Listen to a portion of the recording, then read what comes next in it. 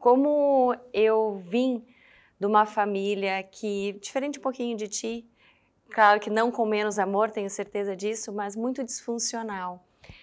Meu pai e minha mãe eram muito novos quando tiveram a gente e eu tinha um irmão, e tenho, na verdade, um irmão que é mais velho do que eu e que é muito deficiente, tanto física quanto a parte motora. Depois eu tive um outro irmão também, então somos em 3. Aquela Paulinha ali, né, ela ficou muito calada. Ela não teve muito espaço. Você era do meio, querida? Eu era do meio, única menina do meio. Então, aquela Paula ali, ela de alguma maneira, eu acredito que o espírito da gente sabe muitas coisas, né? Então, o tempo que a minha mãe tinha e que meu pai tinha era muito utilizado para a questão funcional do meu irmão mais velho, né? Que não caminhava, com muita deficiência, uma deficiência muito rara, então, que não tinha referências aqui.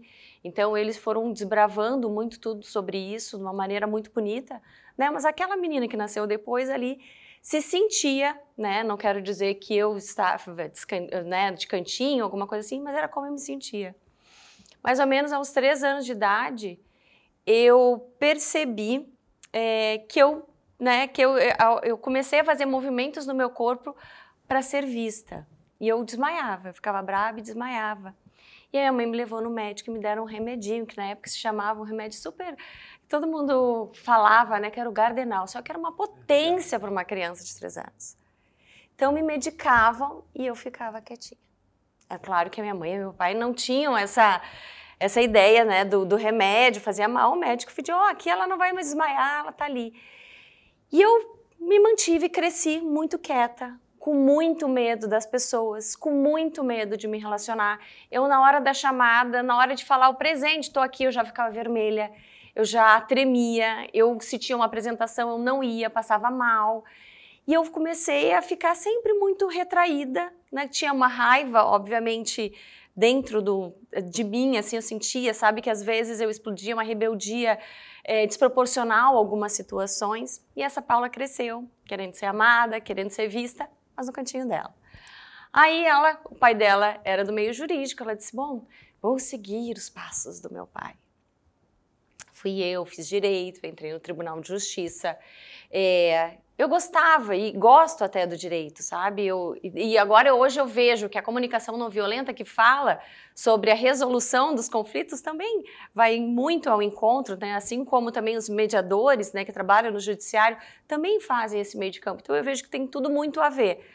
Mas ali era um lugar onde tinha muita vaidade, onde eu ficava, né, com luz artificial, não me fazia feliz. Eu tive diagnóstico de fibromialgia, eu tinha enxaqueca crônica, então o meu corpo, ele sempre foi falando comigo, ele sempre se comunicou e eu sempre gostei dessas coisas, eu sempre fui sutil, né, eu sempre percebi muitas coisas.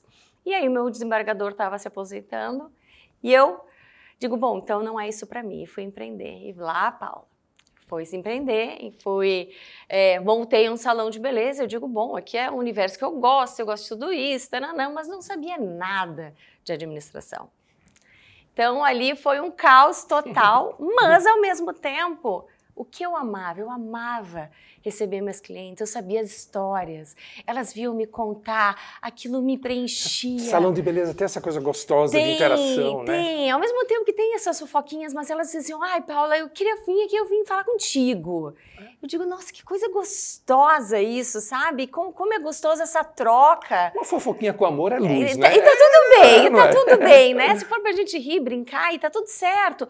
Mas ali tinha troca genuína, sabe? Então tinha carinho, e eu gostava muito daquilo. Mas enfim, né, não tinha como me manter ali. E aí eu caminhei e mergulhei num autoconhecimento profundo, no meu desenvolvimento. Então eu comecei a fazer...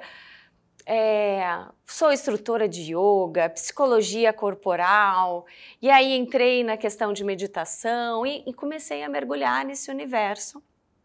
E também, sempre nesse processo mais desafiador, porque aí eu casei, separei, tive filho, eu comecei a dizer, não, eu preciso me entender mais, porque a grande motivação foi eu não posso passar as minhas cacas para o meu filho. Não tem como, sabe? Eu preciso crescer, eu preciso me entender, né? Eu tô muito mais reproduzindo coisas que eu jurei para mim que eu não ia reproduzir, porque eu estava inconsciente muitas vezes, né? Eu digo, não, eu vou entrar num lugar assim de protagonista realmente da minha vida. Comecei essa investigação e estudar muito. Estou sempre fazendo muito curso, são mais de 40 formações que eu faço na parte de desenvolvimento humano. Você foi mãe aos 30, Paula? Mais 28. Ou menos? 28. 28 anos. 28 anos. Ele vai fazer 18, então são 18 anos assim que eu comecei esse processo muito forte de investigação numa busca primeiro pessoal. Eu acho que o crescimento ele não tem como eu oferecer algo se eu não estou comprometida com a minha própria busca. E de uma maneira orgânica, as pessoas falavam, Paula, tu faz isso, Paula, tu faz aquilo, me ajuda aqui, me ajuda ali. E aí eu comecei a fazer o meu processo terapêutico, né, de atender, enfim. E há 4 anos atrás eu fiz a minha primeira formação em comunicação não violenta. Que aí eu entendi o quanto aquela menininha que estava lá e que queria falar, eu precisava dar voz para ela. Era uma maneira que eu tinha, e eu me arrepio em falar isso, porque eu precisava honrar aquela criança minha que muitas vezes não se sentia ouvida, né, que precisava desmaiar para dizer, ei, tô aqui. E não era meu pai e minha mãe, e a gente precisa entender que não são os nossos pais que são responsáveis pela nossa felicidade, é a gente mesmo quando a gente começa a criar consciência. Exato. Né? A gente entra nesse lugar de autorresponsabilidade, e isso a comunicação não violenta traz muito.